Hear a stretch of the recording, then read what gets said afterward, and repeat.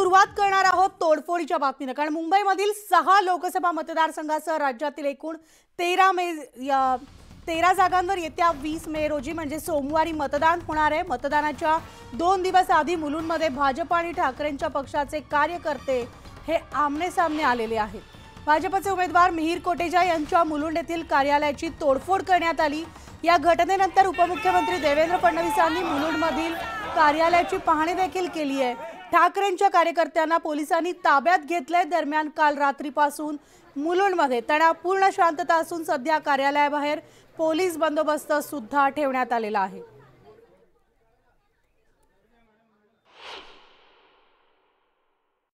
मानपूरचा नवाब संजय पाटील जेव्हा त्याला माहिती आहे की आम्ही सर्व पंतप्रधान नरेंद्र मोदीजींच्या सभेसाठी शिवाजी पार्कसाठी निघालोय, त्याच वेळी शिवसेनाचे उबाठा गटाचे कार्यकर्त्यांना पाठवून भेकड हल्ला केलाय। त्याचा मी तीव्र शब्दात निषेध करतो। त्या वॉर रूमवर जो हल्ला केला गेला हा भ्याड हल्ला होता। महिलांवर हल्ला केला गेला। छत्रपती शिवाजी महाराजांची संस्कृती महिलांवर हल्ला शिकवत नाही। संजय पाटलांना त्यांचा पराभव दिसू लागला, त्यामुळे अशा प्रकारचा हल्ला त्यांच्या कार्यकर्त्यांनी केला। हा हल्ला सहन केला जाणार नाही। ज्या पद्धतीमध्ये खोट्या तक्रारी करून महिलांवर हल्ला करायचा प्रयत्न आहे त्याचा आम्ही निषेध करतो। मिहिर कोटेचा यांचे कार्यकर्ते मला वाटतं पैसे वाटप करत होते, तिथे पोलिसांना बोलवलं गेलं, पण पोलिसांनी येऊन घेण्यास अटक केली की निवडणूक आयोगाने।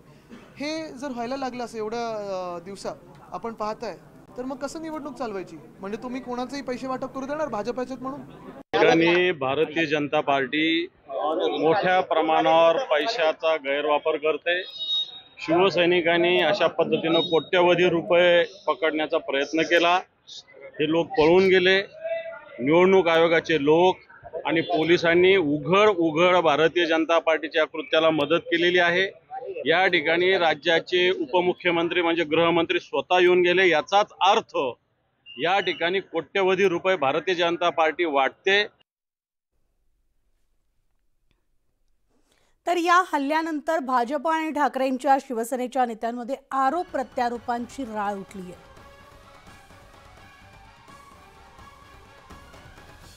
मुंबईमध्ये काल पंतप्रधान मोदींची जाहीर सभा झाली। या सभेच्या आधी पंतप्रधान मोदींनी ईशान्य मुंबई मतदारसंघात रोड शो देखील केला आणि या रोड शो दरम्यान महायुतीने शक्ती प्रदर्शन केलं। तर आता हा रोड शो यावरून ठाकरे गटाचे खासदार संजय राऊत यांनी गंभीर आरोप केलेत।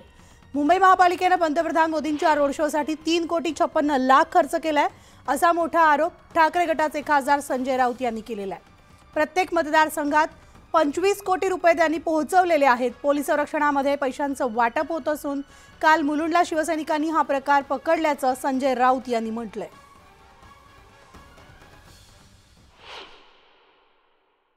3,56,00,000 रुपये मोदींच्या रोड शोला जो खर्च झाला तो मुंबई महानगरपालिकेने केला। मुंबई महानगरपालिकेनं 3,56,00,000 रुपयाचं ओझं वाहिलेलं आहे भारतीय जनता पक्षाच्या या रोड शोचं। हा आचारसंहितेचा भंग आहे आणि त्याबद्दल भारतीय जनता पक्षाचे नेते नरेंद्र मोदी यांच्यावर गुन्हा दाखल व्हायला हवा।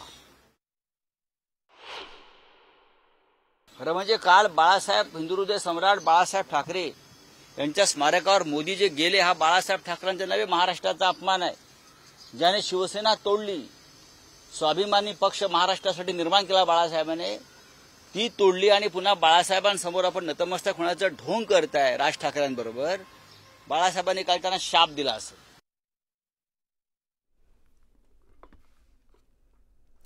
तर लोकसभा निवडणुकीच्या 5व्या टप्प्यात 20 मे रोजी महाराष्ट्रातल्या 13 मतदारसंघात मतदान पार पडते।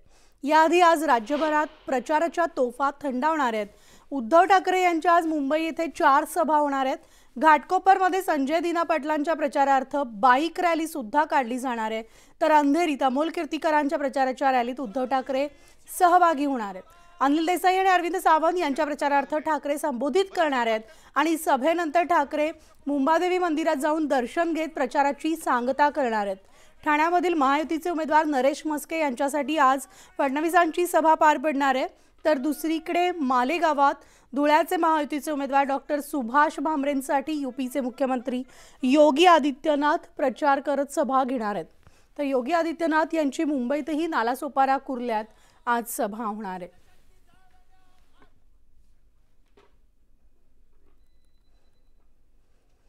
लोकसभा निवडणुकीच्या प्रचाराने मुंबईसह राज्यातील वातावरण चांगलंच ढवळून निघालंय। तर निवडणुकीच्या शेवटच्या टप्प्यात मुंबईतून लोकसभेच्या रणांगणात उतरलेल्या उमेदवारांच्या प्रचारासाठी उद्धव ठाकरे यांचा मुंबईमध्ये प्रचार दौरा होणार आहे। भांडूप, विक्रोळी आणि अंधेरी तर जोगेश्वरी परिसरात हा रोड शो होणार आहे। दादर खांडके बिल्डिंग आणि अभ्युदय नगर काळा चौकी इथं जाहीर सभांचं आयोजन देखील करण्यात आलंय।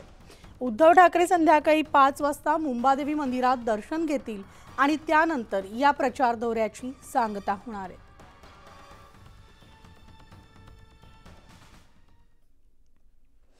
उद्धव ठाकरे नंतर राज ठाकरे देखील आता मुंबईचा दौरा करणार आहेत। भांडूप ते घाटकोपरपर्यंत हा दौरा असणार आहे।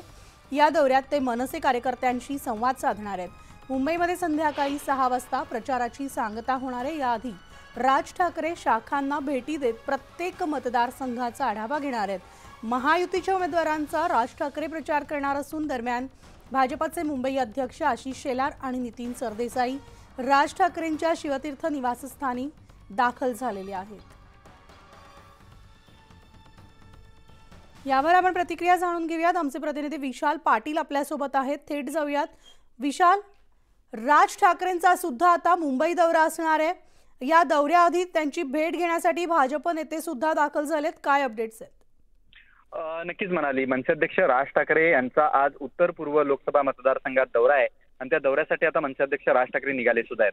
मात्र सकाळी जवळपास 1.5 तास आशिष शेलार यांच्या सोबत त्यांची घरी भेट झालेली आहे। शिवतीर्थ या ठिकाणी आशिष शेलार हे भेटण्यासाठी आले होते आणि जवळपास 1.5 तास ही भेट झालेली आहे। या भेटीमध्ये मनसेचे 2 नेते सुद्धा उपस्थित होते। यामध्ये नितीन सरदेसाई आणि अविनाश अभ्यंकर हे सुद्धा यामध्ये उपस्थित होते। त्यामुळे एकंदरीत जर पाहायला गेलं तर आजचा प्रचाराचा शेवटचा दिवस आहे। संध्याकाळी 6 वाजेपर्यंत ही वेळ आहे आणि यामध्ये संपूर्ण नेत्यांकडनं, प्रत्येक पक्षाच्या नेत्यांकडनं जोरदार प्रचार जो आहे हा केला जातोय। मनसे अध्यक्ष राज ठाकरे हे उत्तर पूर्व लोकसभा मतदारसंघाच्या आज दौऱ्यावरती आहेत। घाटकोपर ते भांडूप या ठिकाणी ते संपर्क करणार आहेत, कार्यकर्त्यांशी संवाद साधणार आहेत आणि यामध्ये जर आपण पाहायला गेलं तर ज्या पद्धतीनं मनसे अध्यक्ष राज ठाकरे आज शाखाध्यक्ष यांच्या भेटी घेणार आहेत हे पाहता ज्या पद्धतीनं आज ते काय मार्गदर्शन करतात हे सुद्धा पाहणं अधिक महत्त्वाचं असणार आहे म्हणाली। निश्चितच धन्यवाद या सविस्तर माहितीसाठी।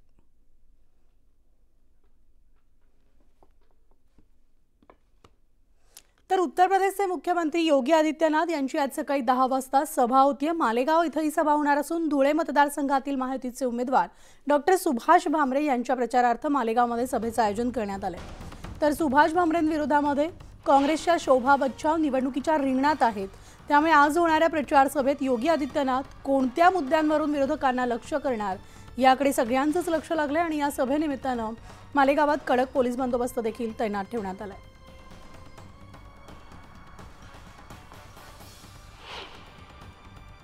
धुळे लोकसभा मतदारसंघाचे उमेदवार डॉक्टर सुभाष भामरे यांच्या प्रचारार्थ आज उत्तर प्रदेशचे मुख्यमंत्री योगी आदित्यनाथ यांची मालेगावात जाहीर सभा आयोजित करण्यात आलेली आहे। मी आता उभा आहे सभेच्या ठिकाणी, आपण बघू शकतात कशी जय्यत तयारी करण्यात आलेली आहे। खुर्च्या लावण्यात आलेल्या आहे आणि मोठ्या स्टेज उभारण्यात आलेला आहे। पोलीस कडक बंदोबस्त ठेवण्यात आलेला आहे। कसा बंदोबस्त राहणार आहे माझ्यासाठी बोलण्यासाठी अप्पर पोलीस अधीक्षक अनिकेत भारतीय त्यांच्याकडून जाणून घेऊया का पोलीस बंदोबस्त कसा राहणार आहे। सर काय म्हणाल?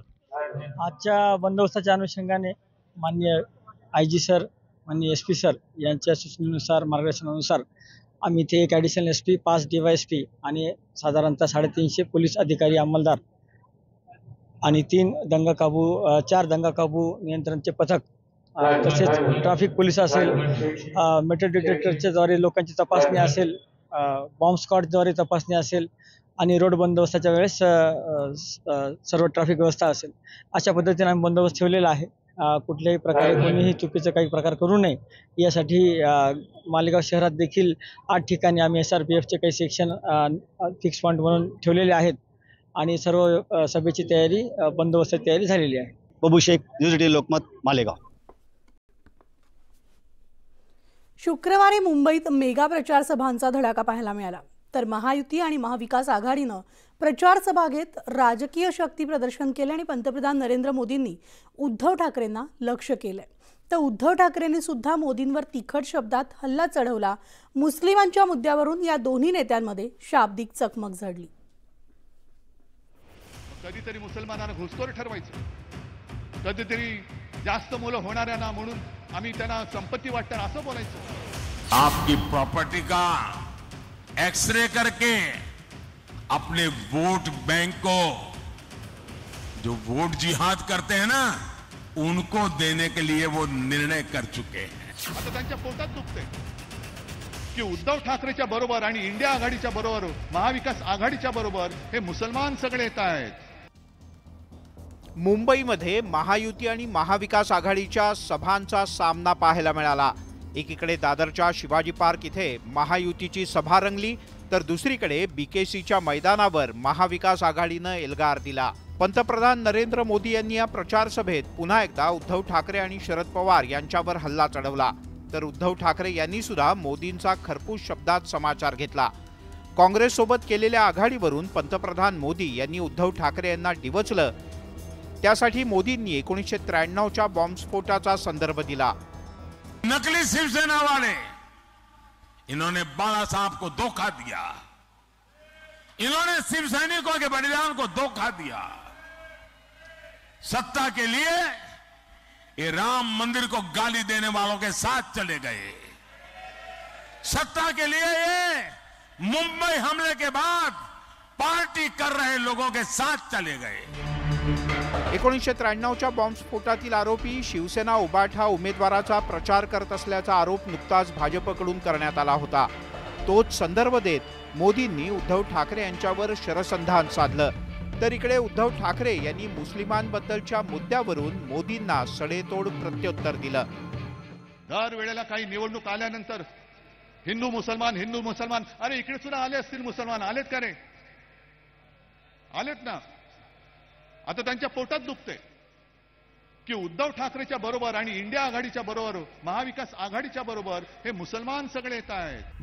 भाजपशी काळीमोड घेतल्यापासून उद्धव ठाकरे यांनी आपल्या राजकारणाचा बाज बदललाय आणि त्यामुळेच मुस्लिमांच्या मुद्द्यावरून मोदींनी त्यांची राजकीय कोंडी करायला सुरुवात केली आहे। तसंच इंडिया आघाडीच्या जाहीरनाम्यावरून सुद्धा मोदींनी इंडिया आघाडीला टार्गेट केलं। ये सरकार छीन लेना चाहती है, आपको बच्चों को नहीं देने देगी। ये आपकी प्रॉपर्टी का एक्सरे करके अपने वोट बैंक को, जो वोट जिहाद करते हैं ना, उनको देने के लिए वो निर्णय कर चुके हैं। मोदींनी मुस्लिमांवरून केलेल्या आरोपांवर उद्धव ठाकरे यांनी पलटवार केलाय। तसंच मोदींच्या मुस्लिमांविषयीच्या भूमिकेवर सुद्धा ठाकरे यांनी प्रश्नचिन्ह उपस्थित केलंय। मग कधीतरी मुसलमानांना घुसखोर ठरवायचं, कधीतरी जास्त मुलं होणाऱ्यांना म्हणून आम्ही त्यांना संपत्ती वाटणार असं बोलायचं।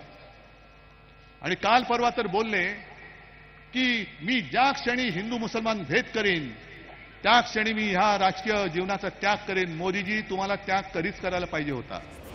महाराष्ट्राच्या अखेरच्या टप्प्यात निवडणुकांच्या प्रचारात आरोप प्रत्यारोपांच्या जोरदार फैरी झडल्या।